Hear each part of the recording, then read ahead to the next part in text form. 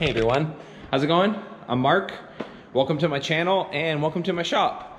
You're most likely here because you follow me on TikTok. I'm really thankful for all the follows, likes, and all the interaction that I've gotten on there. And I'm finally getting around to making some longer form YouTube content. So thank you for all of you that have already subscribed, as I have no content on my page. Looking to start regularly making videos and make it worth your guys' while. Thank you for waiting and being patient. So who am I? My name is Mark. This is my shop, obviously. I've always worked on cars my entire life as a hobby. I did a short stint out of high school working as a mechanic at a dealership. At that time, I realized that working at a dealership really wasn't the thing for me. So I entered into some other jobs where I worked for about a decade. Was lucky enough to do well that I was able to start buying a lot of tools, start buying a lot of equipment, and I had a life change recently where the company I was working for was purchased. I got laid off. I was able to get a nice little severance and decided to take a risk and try and open a shop, which is something I've always wanted to do, which brings us to where we are right now, my shop. So what this shop is a building that is owned by my father-in-law that I rent from him. And right now it holds my cars and his cars and a couple customers' cars, which are soon to be coming in. Let's do a quick rundown of what we got in the shop. We've got a 2004 Jaguar XK8, got a 1935 Chevy Master, got a 1952 MG TD. This is a 1959 Jaguar XK150. 1963 Porsche 356B T6 if you want to be technical. My 2007 Lexus GS 350. A 1959 or 60, I could be wrong on the year, MGA. And then the car that most likely brought you here, my pride and joy, my 1968 Dodge Charger RT. The Charger, the Lexus, and the Porsche are lucky enough to be mine. The rest of them belong to my father-in-law and his wife, my mother-in-law. We are kind of into cars. One of the problems that we've had is that my father-in-law has these great cars, which were supposed to be being refreshed and finished by another shop that turned out to be not necessarily a scam, but not what they said they were. So we were lucky enough to get the cars back, which is the MGA and the Jaguar. But they're in bad shape. They were pretty much completely disassembled by the other shop, were once running cars, and now need full restorations. So instead of paying someone else to do it, we decided to go into business together, opening the shop, and I'm going to be finishing this car for my father-in-law and the MGA for my mother-in-law. During this time, we'll also be working on my projects too. I don't get paid to work on my own cars yet, unless enough of you view this video. So we'll kind of be bouncing around from project to project. If you follow me on TikTok, you may have seen me cover some of all these cars already. There's definitely a lot of stuff on the Charger. We recently finished my father-in-law's 1934 Chevy. This was a car that he purchased not too long ago that was in great condition. It's almost show car worthy.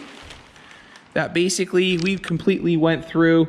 We got it running. We did a full detail. We did a full ceramic coat on this car, and it is a beautiful piece of machinery that he is now ready to cruise until we can get his Jaguar finished. The same is with the MG TD. This is a car that was purchased for my mother-in-law for her to be able to drive until we can get her car back together for her. These guys are pretty much done. I can do a deep dive into either of them if you guys are interested. And then the XK is a car that they bought a few years ago for a song off of an older friend. And basically it's just used in the summer to go around every once in a while, have a nice little drive. The Porsche is technically my wife's car. It was a semi-running car, needed a transmission rebuild, needed an engine rebuild. As I took that stuff out of the car, I realized that the car was not in as good of a shape as we thought it was. Looks like what basically happened was the car was purchased new in 1963. Shortly thereafter, it was rolled. Another shop purchased the car when it was brand new and wrecked, grafted on a new rear section, front section, and roof. to the best of their ability in 1963, which really doesn't seem to be that good. So we decided to take this car down all the way to bare metal. We got it sandblasted. We just epoxy primered it, and now we're about to be jumping into some metal work. This is a gift from me to my wife. She drove this car a little bit in high school, but it never ran correctly. My background of how I got into cars is from working on Porsches. Growing up, my dad's a Porsche mechanic. He builds and restores Porsches, so this is something I was really familiar with and able to jump in. We were knee deep in this project when I decided to post a random video to TikTok after seeing the Fast and Furious and realizing I've had this car for 20 years and the Fast and Furious has been out for 20 years. And this guy blew up on TikTok. Within a month, I got 130-some thousand followers. People are really interested in the car, and it gave me the motivation to jump back into it. Now you're like, well, this car looks great. Why don't you just drive this thing? How it really works, if you see my videos, is I got this car when I was 15 for $2,000. At the time, it was really rough. You can check my Instagram to see how it was looking. I drove it for a few years in high school. We put a cheap paint job on it. Then when I was 19, I took a deep dive into the car and really realized that the car needed a lot more work than I was able to afford or able to do at the time. So I just parked the car in storage and let it sit for about a decade until now, where now I actually have the time, the money, and the energy to jump into this car. But a quick once over, you can see the lighting's not great. We've got the trunk out. It needs new rear frame rails. There's a bunch of rust all through the car. It was repaired in the mid-80s incorrectly. So the car really wasn't even safe to drive. So that's why we're now jumping back into it. Gonna try and do as much Charger content as I can, but like I said, I don't get paid to work on this car, so I have to work on the other cars and some side work with customers in order to get enough money to do the next steps for this. What the next step is for this guy is that we're gonna be building a frame jig for this to sit on, and then that'll allow us to cut off those rear frame rails and get into the metal work needed. A little view of the shop, you can see that we kind of got everything that we need so far. I got a lift. This area keeps my tools and everything I need for working on the cars. This is like a staging area. Haven't really figured it out yet. I use it for disassembly and part storage. And then kind of setting up this area right now as a fabrication area. It's still in progress. This shop used to be a shop that someone else owned, but they left it in pretty bad disrepair. So I've got my welder and some stuff set up over here. Still trying to figure it out. I'm also working on repairing the compressor that came with this. We got a bad magnetic starter. I'm rambling, you guys don't care about that. I just wanted to make a quick video to kind of give an intro to the channel and also see how this works. I've never really recorded or edited anything, so I want to see how this video turns out. If you have any tips, if you have any suggestions, please let me know. At the end of the day, I'm not filming this for me, I'm filming this for you and others to enjoy.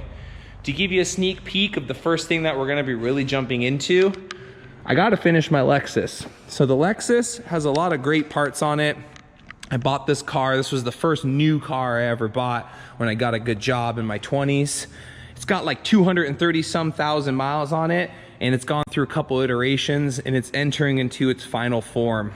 We most recently put a Willwood big brake kit on the rear and the front. It's got some engine goodies, just like an intake. It's got a tune. It's got a set of PPE headers, and then a full exhaust with no cats. It's got BC coilovers with a full FIG suspension. They make some of the best stuff in the game. And then exiting out is a HKS high power exhaust. So this thing is torn down, ready for paint. That's why we've got all this stuff to the side. And I'm lucky to already have a partner working with me. I decided I wanted to paint my car. I've got a lot of cars to paint. You know, we got to paint this. We're eventually going to paint the Jaguar, the Porsche, the Charger. Now painting's hard. I'm not saying anybody can do it. I'm going to make some mistakes most likely, but that's going to be 40,000-50,000 bucks in me paying someone else to paint the cars. And I've got a little experience doing it here and there. So I reached out to a company and said, hey, I'm doing this YouTube channel. I'm doing some TikTok stuff. I really like your product, and I was able to have them join on. So this is a company called Sue and Flaw, And what they do is they make inflatable paint booths. I just got this in the mail today. I didn't think this was coming for a week or two, so the next video is gonna be me setting this up and going through it. Really reasonably priced. The reason why I chose this company is because they make the paint booths, but they also make an external air exchanger and filter, which really makes a difference. I've been in one of my friend's house who has a smaller version from a different company of these paint booths, and it really clouds up with overspray, makes it so you can't really see what you're doing, and you get a lot of contamination in the paint and ends up looking a little rough. After doing a little research, this one and its air exchangers are gonna help us avoid that project. Never mind the state of my shop, we're still getting it cleaned up. You can see back there, there's some projects we'll get into later. That's a DeSoto that we're gonna turn into a hot rod. But I gotta start finishing some cars first. This is a little bit of a boring video. It's just me talking, just me walking around the shop. But I wanna let you guys know that I am here, I do exist. Thank you for all of the subscribes that I already have. And for anybody who views this video, like I said, let me know what I can do to make this content better. I'm gonna get this thing uploaded to YouTube, figure out how it works, if this video format was even the correct one, etc., and go from there. Hoping within a week to do the setup on the paint booth and show you guys how that works out, where you can get one, and we're actually gonna be able to do a little bit of a promo pricing, I think, working with the company in case you're interested in it as well. Thanks again for all the views, likes, anything like that. I will catch you guys for the next video. See you soon.